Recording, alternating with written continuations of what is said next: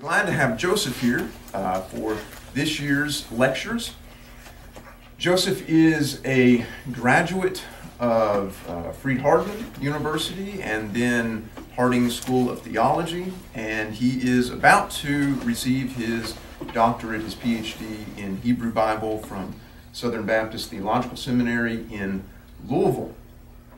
He has been working in the library there, and the future is slightly open. As he graduates, his wife will begin a PhD in education, literacy, and such like this fall somewhere. She's been accepted to a number of schools, so they're waiting to see what their best offer is and where they will end up. Joseph has been doing a dissertation on literary influence.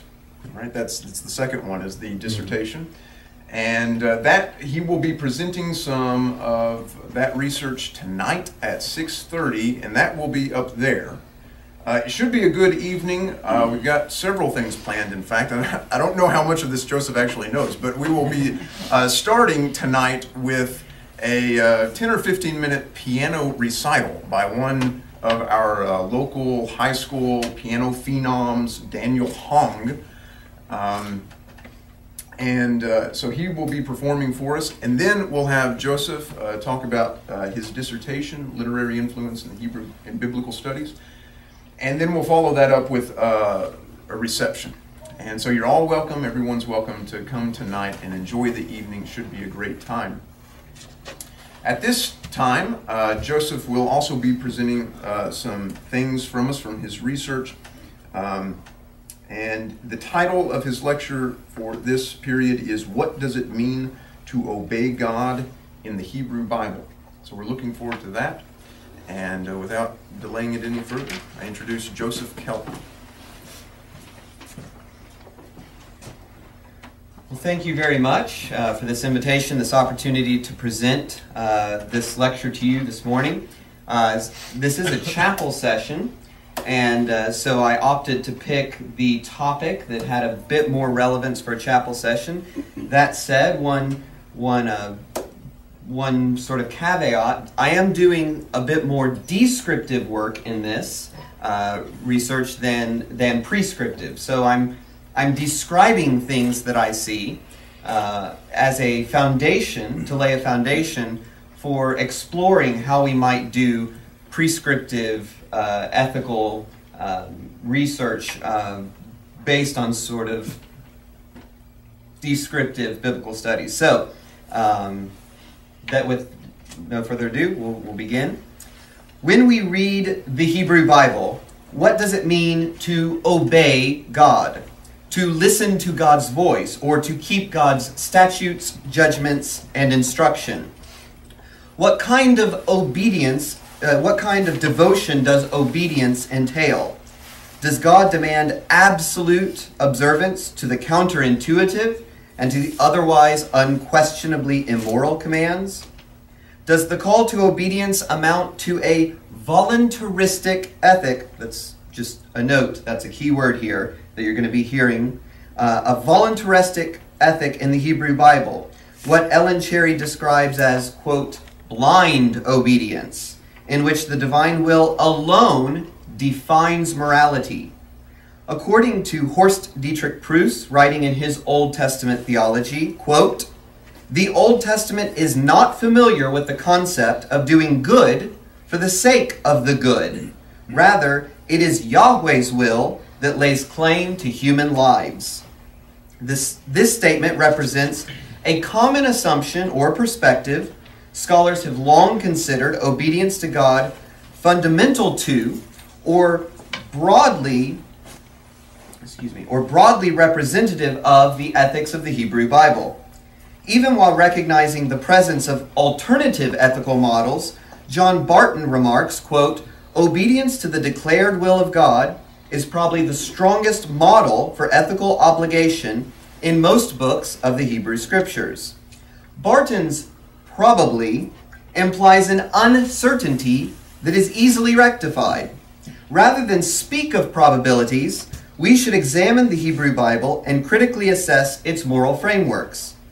My research leads me to question the centrality obedience has achieved in biblical scholarship.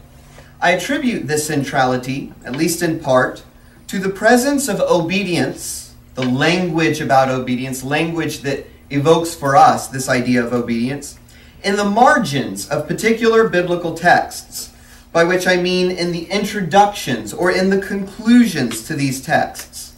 Framed by a concern for obedience, we may fail to perceive the complexity of the ethical models at work in these biblical books. I shall focus on Genesis, Joshua, and Ecclesiastes to illustrate and examine this phenomenon. And just for you to know, each book I spend more time with the first one than the second, and the second one than the third. So it'll get progressively shorter as we move through. Genesis. Genesis represents more than just an introduction to the Pentateuch or Torah. Modern readers experience it as an introduction to the Bible itself, and thus its influence in shaping our understanding of the ethical world imagined within the Bible cannot be understated. Setting aside momentarily the question of Genesis 1, I want to focus on the narrative set in the Garden of Eden in Genesis 2 through 3. The primary ethical dilemma in this text concerns the divine command to humankind. You may freely eat of the tree of every tree of the garden, but of the tree of the knowledge of good and evil you shall not eat, for in the day that you eat of it you shall die. The narrator has already identified both the tree of knowledge and the tree of life among those that are pleasant to the sight and good for food. In chapter 3, we learn from the serpent that the fruit from the forbidden tree may possess another quality. God knows that when you eat of it, your eyes will be opened, and you will be like God, knowing good and evil. This establishes the framework for understanding the motivation for humankind's disobedience. So when the woman saw that the tree was good for food, and that it was a delight to the eyes, and that the tree was to be desired to make one wise, she took of its fruit and ate, and she also gave some to her husband who was with her, and he ate. As the narrative unfolds, one of the serpent's two claims are established. The eyes of the humans are opened, and they become divine-like, knowing good and evil. Chapter 3, verse 22. Regarding the serpent's dismissal of the death clause, you will not surely die, scholarship remains divided. Nevertheless, there is good reason to believe that the motivations driving the couple's decision to disobey the divine command reflect genuine outcomes in the narrative world of Genesis 2 and 3. The fruit was aesthetically pleasing, nourishing, and it conferred divine-like wisdom. Two different kinds of moral thinking are represented by these motivations. The evaluation that the fruit is pleasant to the eyes and good for food reflects the kind of thinking associated with natural morality, the kind of moral reflection most often associated with wisdom literature. The evaluation that fruit confers divine likeness reflects the desire to imitate or pattern one's life on God. For example, be holy, for I am holy. Natural morality and imitation of God are models of ethical thinking that scholars have observed operating alongside of obedience in the Hebrew Bible. When we hand out the bibliographies, I'll point you to one of the articles that I have published in the Bulletin for Biblical Research, where I explore that in Exodus 12. This idea that Israel wants to imitate God is what I have argued is behind the desire to allow the sojourner dwelling among Israel to participate in the Passover with them. It is significant to observe that in the narrative world of Genesis 2 through 3, natural morality and imitation of God are forms of ethical thinking that fail to justify the human's actions. Genesis 2 through 3 stands over and against natural morality and imitation of God, at least insofar as divine commands are concerned. So, you have a divine command, but you don't obey it. And you say, well, the observation of the natural world leads me to see that this is actually good, or I want to be divine-like, and so I'm going to act in this way. That is not a justification for not obeying or for disobeying a divine command in Genesis 2 and in Genesis 3. Let us investigate further God's command for the humans to abstain from the fruit of the tree of the knowledge of good and evil. Much hinges on the interpretation of the clause, "For in the day that you eat of it, you shall die." James Barr and Walter Moberly have written at length in debate with one another about whether the text intends to convey a literal or a metaphorical death. If Barr is correct that the text intends to convey a literal death, then God's prohibition might be predicated on a physical trait of the forbidden fruit, a toxin that causes death. Perhaps, realm of ideas. The death clause would therefore reflect the natural outcome of eating the fruit. However, the fruit does not kill those who eat it. As the humans discover, the fruit is indeed good for food. Alternatively, God's prohibition might be predicated on divine fiat, and the death clause reflects a punishment to be divinely executed upon the human's disobedience. It is unclear why, if this is the case, the humans don't die. Why didn't God just strike them down there? They disobeyed. Robert Gordon has recently joined Walter Moberly, arguing that metaphorical death better conveys the intent of the text. If they are correct, and I must confess that after long holding to Barr's position, I have conceded to Moberly, I believe they are, the fruit cannot be the direct cause of death. Natural morality is out of the question. Rather, death represents a divine punishment for disobedience. The death is associated with the divine curses in the narrative, which reflect the kind of exilic death that Moses warns the Israelites about in Deuteronomy 30. So if you go to Deuteronomy 30 and you read, it's very similar to "cursed are you," and "cursed are you," and "cursed are you." And that then would be the death that they do indeed experience. Understood in this way, the rationale for the command in chapter 2 exists solely in the authority of the one issuing the command. This is morality by divine fiat. The injunction carries moral weight merely by virtue of God's authority to establish commands humans are obligated to obey. It's not because the fruit will kill you. It's not because God won't eat the fruit. It's because God said don't eat it and you don't eat it. Genesis 2 through 3 occupies a prominent position in the book of Genesis, which itself occupies a prominent position in the Hebrew Bible. It is not difficult to see how so strong and explicit a voluntaristic ethic might influence how readers understand and interpret ethical material elsewhere in Genesis and in the Hebrew Bible. This ethical perspective, however, does not appear with great frequency in the book of Genesis. In the narrative immediately following the garden scene in chapter 4, the primary ethical concern is expressed in terms of doing good. In chapter 6, the various strata of the flood narrative are concerned with human wickedness and the polluting effects of creaturely violence.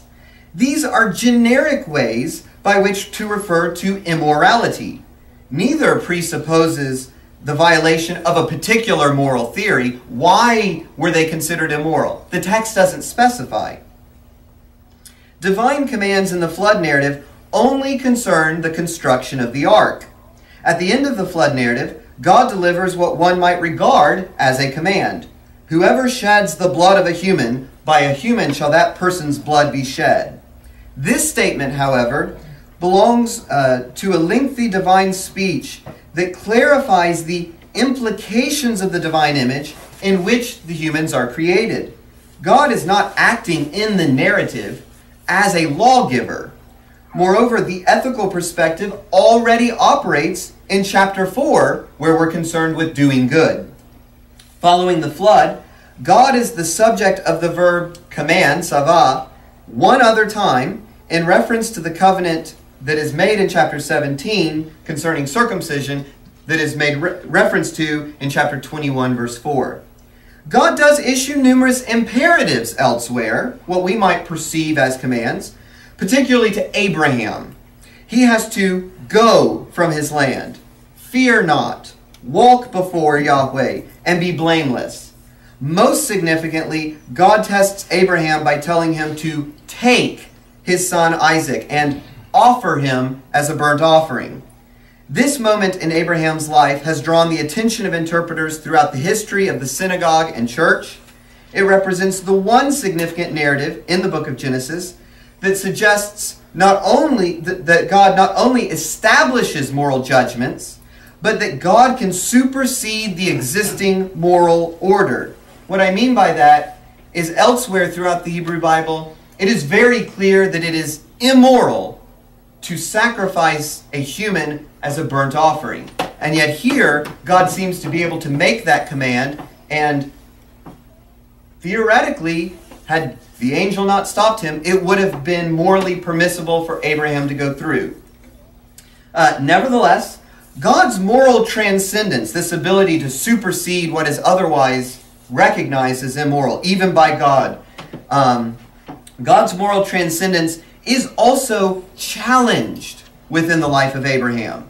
In chapter 18, Abraham expresses concern over God's intentions regarding Sodom and Gomorrah, and he holds God to the same standard to which God holds Abraham, namely the execution of justice. And that's in chapter 18, verses 19 and 25. The narrative presents justice, mishpat, as an abstract concept, disentangled from the judgments of a divine will. God may summarize the life of Abraham as one of obedience to divine commands. Abraham obeyed my voice and kept my charge, my commandments, my statutes, and my laws. Genesis 26, verse 5. But this does not change the fact that the life of Abraham departs from the laws associated with Sinai and with Horeb. So, for example, he marries his half-sister, which Leviticus says you cannot do. Nor is it prudent to assume that the text portrays Abraham as a moral exemplar. Rather, this language of obedience, that Abraham obeyed God and kept his statutes, this language of obedience establishes a connection between the life of Abraham and the Israelite experience of God, despite some obvious discontinuities. One thing I probably should have put in here, that verse where Abraham is pushing back, he says, regarding the destruction of Sodom and Gomorrah, by no means shall not the judge of all the earth do justice. That's where he's holding him to that idea, that abstract concept of justice. Shall not the judge of all the earth do justice? It's somewhat immaterial that going forward Abraham concedes or just gives up trying to be an intermediary for Sodom and Gomorrah. That expression of shall not the judge of all the earth do justice is not challenged in the narrative. It's not, whoa, I commanded it, you just got a deal. So, outside of the primeval history and the life of Abraham, God becomes less directly involved in the narrative as focus shifts from Isaac to Jacob and from Jacob to his offspring. There is little in these chapters that would suggest morality is the product of a divine will. These stories record value conflicts and morally suspect activity in abundance. But the origins of the moral order implied by these narratives exists at the intersection of culture and reason.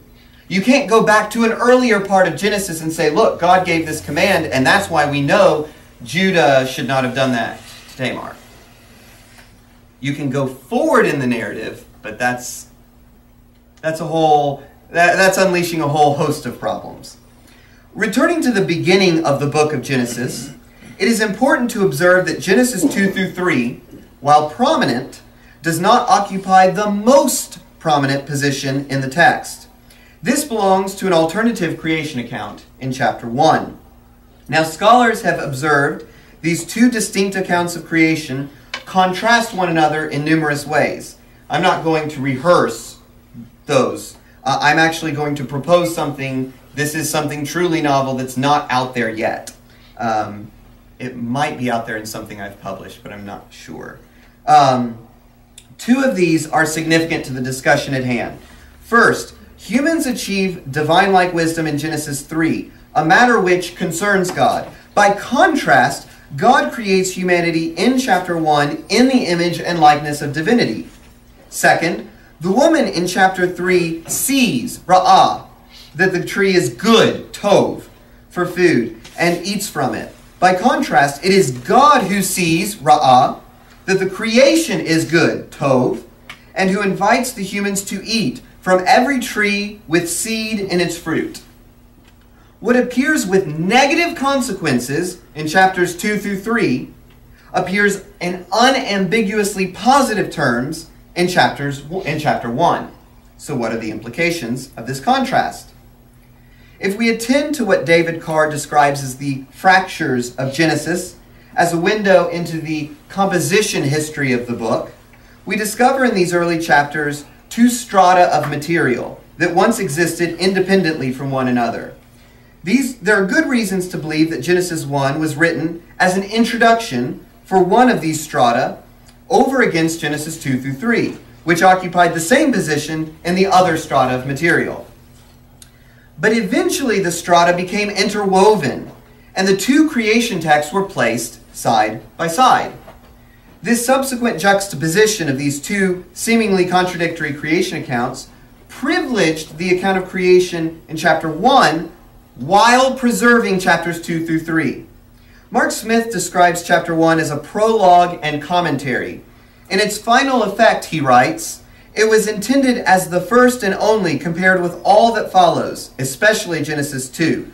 Genesis 1 thus emerges in several respects as the one set above and before other texts. This has implications for how we consider the voluntaristic ethic of Genesis 2 through 3. This is an important point to stress. It's got a lot of subtleties and nuances. Though no less a part of the biblical tradition, divine commands are not the ultimate foundation for ethics in Genesis. So I'm not dismissing commands. I'm not dismissing the idea of obedience. I'm just saying there are other concerns out there that in some places in the text itself seem to take greater precedence. So Abraham can entertain the divine command to sacrifice his son, but he can also hold God accountable to the concept of justice. Abraham's ability to perceive the notion of justice, however dimly, better corresponds with Genesis 1 and the activity of God, who sees and observes what is good. Outside the narrative of Genesis 2 through 3, the knowledge of good and evil is not something undesirable for humans to possess. As beings which bear the image and likeness of God, exercising this knowledge is one way humans ultimately imitate the divine character in Genesis chapter 1. So, that's Genesis. The book of Joshua. It is one of the least likely books one would expect to find in the Bible. The book of Joshua is notoriously violent, depicting the indiscriminate slaughter of men, women, and children. Moses commands Israel to carry out this military strategy in the land of Canaan in order to eliminate the opportunity for Israel to intermarry with the indigenous population and to remove the temptation to worship other deities. Deuteronomy 7, 1 through 5, Deuteronomy 20, 16 through 18. Divine concern for Israel to obey Moses' commands frames the book of Joshua. In the introduction to the book, God encourages Israel to obey all of the commandments of Moses. These commandments are written on a Torah scroll, and the Israelites are to internalize the commandments through rote recitation to ensure they carefully observe everything written in it, everything that Moses commands them to observe. The scroll of the Torah of Moses reappears in the second to last chapter, where Joshua encourages the Israelites not to associate with the nations or to adopt their deities or their religious habits. In chapter 24, Joshua makes a covenant with the Israelites and establishes statutes and rules which he writes in the scroll of the Torah of God. It is not entirely clear if this is the same scroll associated with Moses' commandments. Nevertheless, the concern that Israel carefully obey what they have been commanded frames the book of Joshua. So you all know it well. Choose this day whom you will serve. As for me and my house, we will serve the Lord.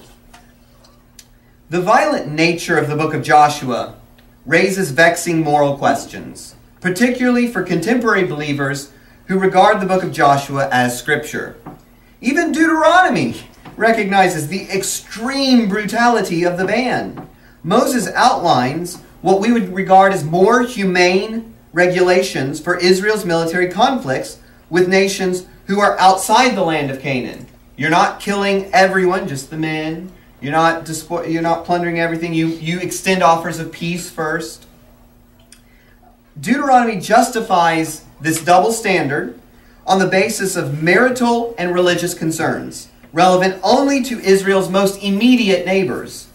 These concerns undoubtedly carried greater cultural weight in ancient Israel than they do in contemporary society.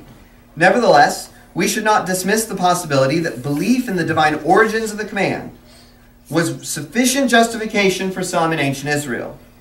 If we assume the ban found any justification in a voluntaristic ethic, this idea that God has commanded it, therefore we have to do it. We can't raise any other questions. Well, what about? If we assume that the ban found any justification in a voluntaristic ethic, it raises the question of the moral framework of the book of Joshua. Does the book of Joshua endorse obedience to God as its fundamental framework for morality? I've already highlighted the significance of obedience in the introduction and conclusions of the book.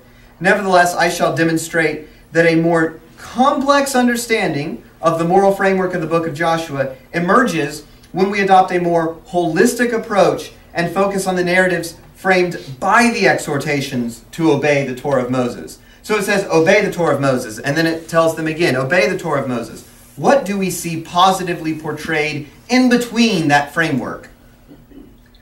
Upon entering the land of Canaan, Israel first encounters the fortified city of Jericho. Numerous symbolic elements in the narrative suggests that Jericho represents a paradigm for Israel's conquest. To whatever extent this is true, it frustrates any ethical reading that considers the divine command the most fundamental moral concern in the book of Joshua. The paradigmatic example of Israel's successful execution of the ban involves a Canaanite who is spared along with her family, who is permitted to live in the land of Israel. Rahab represents more than a fortunate survivor. She is a symbol, a foil to Achan in chapter 7. Rahab belongs under the ban, but she is spared for her kindness, while Achan belongs to Israel, but is destroyed for his covetous disobedience to the covenant. This contrast between Rahab and Achan challenges a purely ethnic understanding of Israelite identity, one that emphasizes doing kindness, chesed, and avoiding covetousness, chamad. And that also is one of the words used in the Ten Commandments. If obedience to God were the most fundamental ethical concern in the book of Joshua, readers would expect a divine sanction sparing Rahab and her family, perhaps motivated by her covenantal character to Yahweh. No such sanction exists.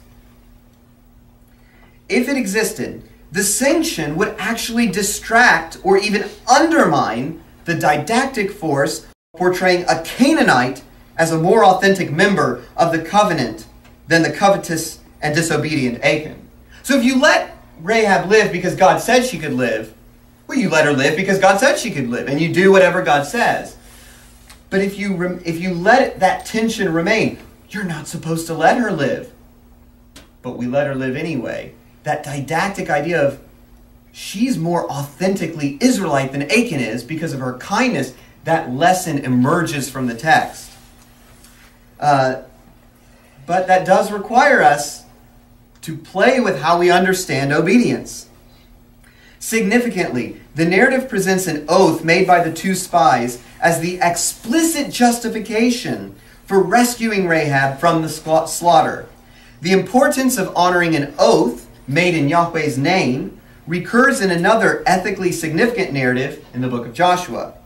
In chapter 9, the Gibeonites express concern similar to that of Rahab.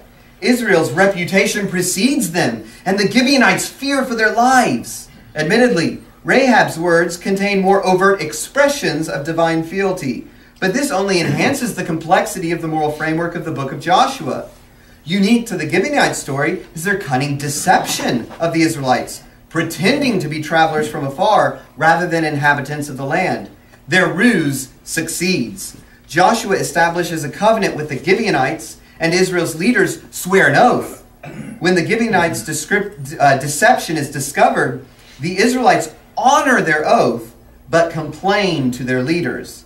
This complaint sets up a moral dilemma for the Israelites, caught between their obligation to carefully obey Moses' commands, including the complete destruction of the Gibeonites, and their oath of peace. So which one do you think would trump? Do you obey God, or do you honor this oath you made under deception? You would think obedience, right? That's what we tend to think.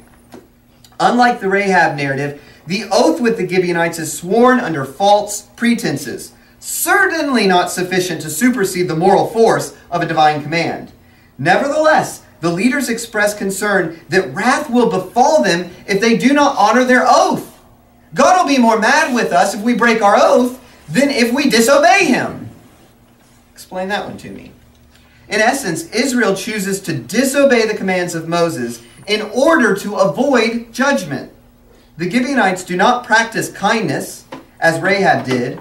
Rather, they are described as cunning, the same word used of the serpent in Genesis.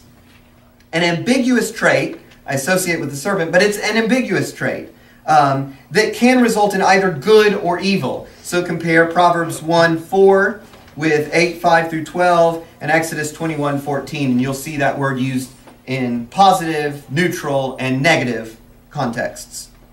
Before making the covenant with the Gibeonites, the narrator mentions that Israel did not ask direction from the Lord.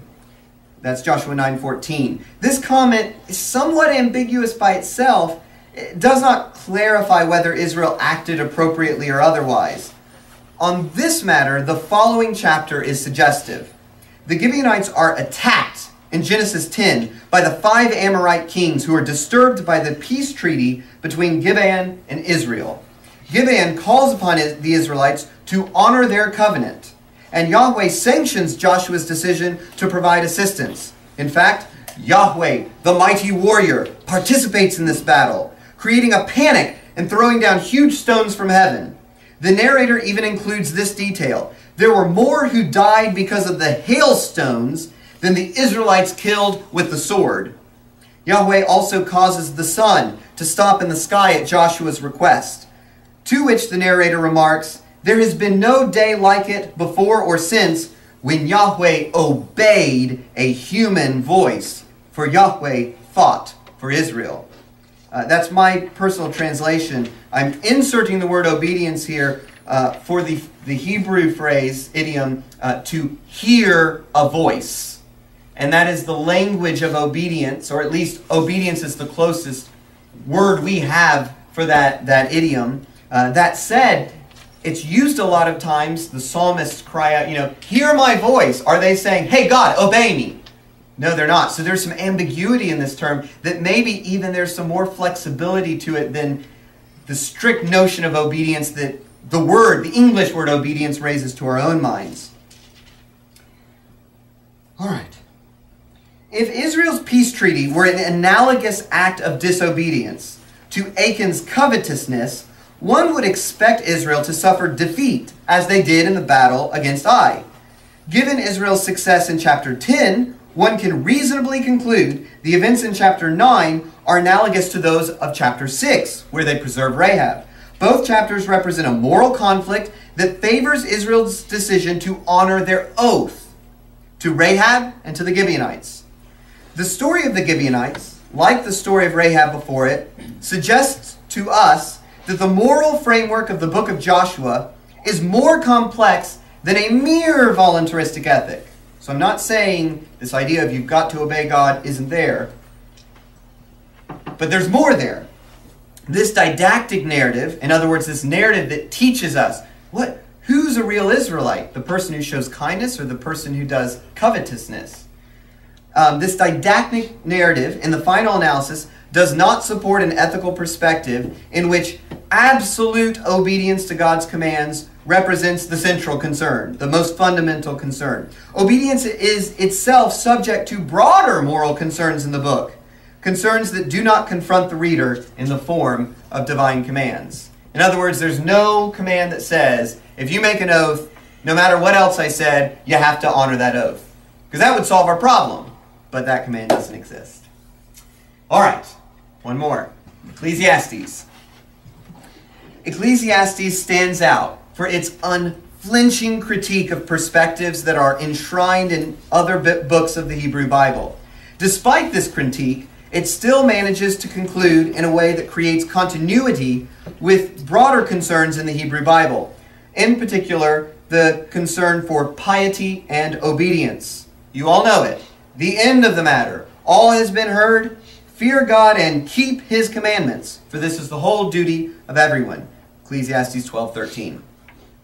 The traditional orthodoxy associated with this conclusion has led numerous commentators to interpret the words of the epilogue as a condemnation to the skeptical musings of Kohelet, the book's primary interlocutor. I find it so incredibly ironic that the people that I have footnoted here are all evangelicals. It is very interesting to me that it is the evangelicals who want to pit this last voice against the voice and to promote this kind of disharmony between these two voices. On this issue, it's counterintuitive, but more critical scholars tend to be more favorable to seeing some continuity between the words of the narrator at the end of the book and then the words of Kohelet that occupies the prominent body, chapters 1 through most of chapter 12. It's perplexing. Others argue, these more critical scholars, and I think correctly, that most of the apologists, that is, the person who writes the epilogue, that most of the apologist's final analysis is not fundamentally at odds with Kohelet's atypical expressions of piety, and they are atypical. For example, Ecclesiastes 8:12 through 13 reads, "Though sinners do evil 100 times and prolong their lives, yet I know that it will be well with those who fear God, because they stand in fear before Him. But it will not be well with the wicked, neither will they prolong their days like a shadow, because they do not stand in fear before God." The contrast set up between Kohelet's message and the apologist's message is ultimately, I think, one of emphasis. Where are we going to put the emphasis? For Kohelet, death is a universal experience, the end of all humankind, Kol Ha'adam. Ironically enough, the title of my blog. Death is a universal experience that renders problematic any attempt to answer, in a positive way, the question he raises in the beginning of the book. This is what it's all about. Question: what do people gain from all the toil at which they toil under the sun? In short, we don't gain anything, but we do have our portion. We don't gain anything because anything we gain, everything he finds that we could gain, we lose because we die. And at the end, death renders all of those gains null and void. But even if we don't gain something, some surplus, some leftover, something that carries over, we do have our portion. This is what I have seen to be good. It is fitting to eat and drink and find enjoyment in all the toil with which one toils under the sun, the few days of the life God has given us. For this is our portion. Likewise, all to whom, Kol Ha'adam, interesting, likewise, all to whom God gives wealth and possessions, and whom He enables to enjoy them, and to accept their portion, and to find enjoyment in their toil, this is the gift of God. All right, this non-hedonistic carpe diem motif sees the day. This non-hedonistic carpe diem motif occurs 7 times throughout the book, throughout Kohelet's musings, both in reference to death and in reference to Kohelet's carpe diem message. Kohelet speaks of the all of humanity. So we all die, and that renders our gains null and void, but we all can experience our portion. The apologist uses the same language elsewhere to emphasize piety and obedience. The end of the matter, all has been heard. Fear God and keep His commandments, for this is the Kol HaAdam. The contradiction arises in the apologist's conviction of final judgment over against Kohelet's, agnosticism. Ecclesiastes 3:16 through 22 and 12:14. Pit those against one another. And Kohelet says something like, who knows whether the spirit of man goes back down into the earth, or whether the spirit of beast, something like that. He's raising this question in Ecclesiastes 3:16 through 22, that he never really comes to resolution on that. But despite the general agreement between Kohelet and the apologist concerning obedience, there is more to be said about the character of that obedience. In the absence of a fuller discussion of obedience, the apologist's words might be construed as promoting some form of volunteerism, much like the command in Genesis 2. Such a reading would establish a strong contrast between Kohelet and that of the apologist on the nature of obedience. While Kohelet believes God acts in ways that elude human understanding, he does not struggle to distinguish good from evil. His observations in this respect reflect the natural morality so often associated with the wisdom tradition, of which Ecclesiastes is a part. It's almost a tautological sentence I wrote there.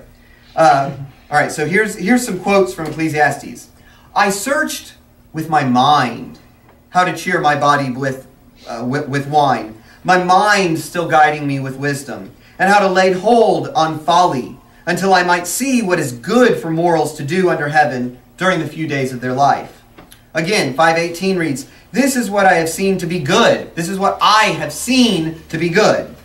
It is fitting to eat and drink and find enjoyment in all the toil with which one toils under the sun, the few days of the life God gives us, for this is our lot.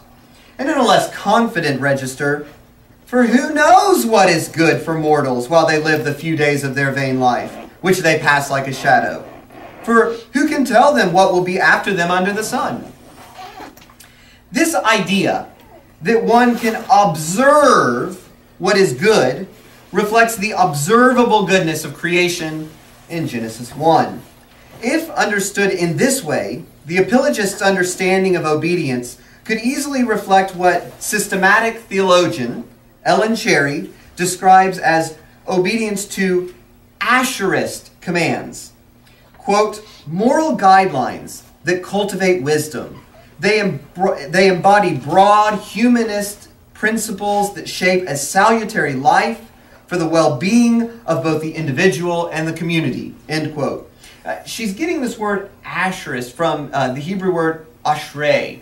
So if you're thinking of the very first psalm, ashrei ha'ish asher, how blessed or how happy is the one who, and then goes on to describe this blessed life. And she's saying these commands, these principles, they're not to be understood as strict, you have to do this, but as this should serve the ultimate goal of human flourishing. There's a really good book, The Bible, the Bible and Happiness. Brent Strawn edited it. Oxford put it out last year or 2 years ago. She's got an article in there, and there's some others. And I don't think I added that to the bibliography, but if I didn't, it would have been. It would be a good one to read. Lots of essays in there from a lot of different perspectives. This aligns with the apologist more closely. This perspective of obedience being about human flourishing would align the apologist more closely with the mainstream wisdom tradition, Proverbs in particular. This does not eliminate the difficulties in reconciling Kohelet with the apologist. Good luck on that one. But it refrains from positing an unnecessary and unlikely additional point of tension, that of asherist versus voluntaristic obedience. So, very brief conclusion, and I imagine some of you might have some questions. So what does it mean to obey God in the Hebrew Bible? The answer to this question is plural. But I hope that what I have presented today suggests that a voluntaristic ethic should not be the primary mode of interpreting broad ethical perspectives in books like Genesis, Joshua, and Ecclesiastes. Even if these books contain material that explicitly or plausibly emphasizes a voluntaristic obedience, we must focus on holistic perspectives of biblical books before, on the basis of an introduction or a conclusion, assuming such an ethic is central to the moral perspective of the book. So in other words, I'm still working this one out. And it requires a lot more work to know exactly what do we do with this. But it does require us to be very attentive to describing the moral perspectives in the book before we begin imposing, well, we need the Bible to function in this way, or we need God to function in this way. We want to be able to describe obedience and understand it in its native sort of world, the narrative and ideological worlds created by the Bible, before we begin talking about what it means for us to obey. So, thank you very much.